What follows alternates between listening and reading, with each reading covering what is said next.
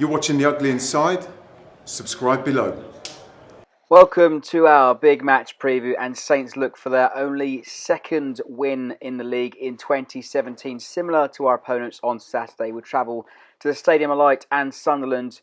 So with me today to give us a lowdown on the Black Cats, we're hoping it's not more bad luck for us. When with Gareth from the Wise Men Say podcast. Gareth, good to see you, mate. How you doing? Not too bad, yourself? Not too bad. Well, it could be better after that result last weekend, but I'm sure you're flying from that one. Well, yeah. I mean, you never know what you're going to get from Sunderland, really, and that never happens. You never expect to get that. So to be 4-0 up at half time, that usually happens to us. Teams come and do that to us. So kind of had a little bit of sort of strange sympathy for Crystal Palace at the weekend because I was thinking, I know how it feels. Let's get down to nitty gritty there, mate. You're 2 points separate the bottom six now. All the teams around you, including yourself, now starting to pick up points. Just how important is this game on Saturday? The pack is condensing itself very closely now, isn't it? Yeah, I mean, you feel as though with a win, you got a good chance of getting out of it. I know Swansea and Leicester have to play each other.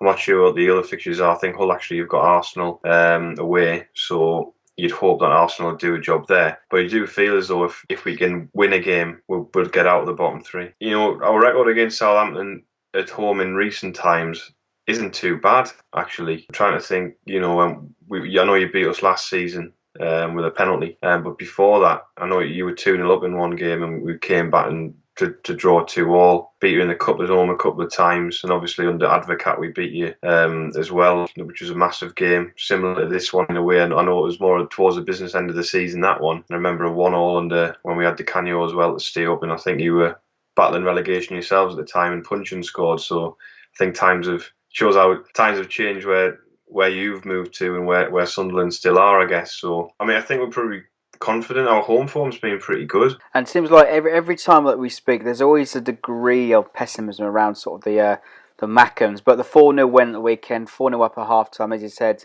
against Palace, against Sam Allardyce.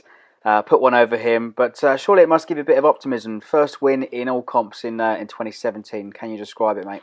Disbelief. I think that's I think when, we probably haven't played that well in terms of retaining the ball until Ndong got the second, and then after that I think Palace collapsed. Their home form's terrible. I think they've only won one of the 8 home games this season, something like that, or something ridiculous like that. So they've not been too clever at home. Maybe if you were I've been in that situation where you're sitting there and you go, no, we've gone behind, are we going to get back into this? And maybe that was the case with Palace where they went one down. So I think they probably thought, we're going to get back into this, and couldn't, and we got the second. And then to score the third was, I don't know if any other fans feel the same way, but you feel more nervous at 2-0 up than you do 0-0 in the game. So they probably took some confidence from that, and I think we've had a few more injuries again at the weekend. I don't know if Januzaj will be fit. I don't know if Rodwell will be fit, and I don't know if O'Shea will be fit. You feel as though if we had a fully fit squad and a run of games with a fully fit squad, we're probably all right. Yeah, you mentioned that obviously there's going to be some confidence carried through to obviously this game.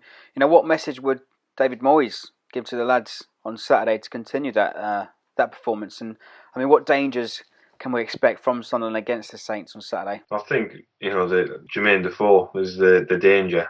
He scored 14 goals this season, 24 games, and he's our main goal threat. Van Aanholt was second top scorer, and obviously he's moved on. We scored some goals from other areas at the weekend, so that was another positive. I would say Ndong's one to watch in terms of his energy and his pressing. He kind of holds the midfield together. He's only 22, but he's a really important player. He's quite raw. And Januzaj, if he's on form and if he plays, the way we're playing at the moment, we're kind of playing a 3-5-1-1 with Oviedo, who's come in playing left side wing back, and Jones on the right. And I think Januzaj gives him a bit of freedom because he doesn't really have to work back over defending. So he can just run around in between the lines, pick up space, and he's dangerous on the turn when he gets going. If he's on form, is one to watch. If he has a bad game, then the supply line to Jermaine Defoe won't be great. Jermaine Defoe has been your catalyst really, and he always seems to get a bit of stick from us. Obviously, he used to play for the club down the road, but I mean, how important are his goals to keep you up? Yeah, I mean, you can't put a value on it. I guess you can put your Premier League status on it, however much that's going to cost the club. But it's the same for any club. Any club relies on the best players. I think Defoe, a lot of people have maybe been a bit surprised at how well he's done. He's got better since he came in. He wasn't very fit when he first arrived. I think I was dubious about signing him, especially because he'd gone out to America and hadn't really worked from there, came back. Last season he got 15. This season he's got 14. He's fit. He's fit as he's ever been. He's massive for us. I mean, he's a talisman. It's not just about his goals. It's about, his attitude. And he loves playing for Sunderland. And, there's a real connection between him and the supporters. And, if he stays for another couple of years, which I hope he does, if we stay up, I think he'll be, people will talk about Defoe, like to talk about Kevin Phillips, like to talk about Niall Quinn, and he has got the opportunity to be a legend at Sunderland. He's always going to be a threat, but let's wrap things up then. Give us your score prediction, mate. How you're feeling going into this game on Saturday? Well, I'm usually quite sort of pessimistic, but I do fancy us at the weekend. Our home form's been good, obviously on the back of a great result at the weekend, so I'm going to say 2-1 to Sunderland. Oh, well, I don't like the sound of that because it means that we've only got one win going into the League Cup final at the end of the month. We've got 2 weeks off. But Gareth, you've been great. Thanks for joining me. No problem. Cheers, mate. And if you've liked Gareth, don't forget to check out the Wise Men Say podcast. It's a brilliant podcast. Don't forget to check that out. And as always, leave us your comments for the Sunderland game. How you feeling going into this one? And don't forget to like, comment and subscribe for more.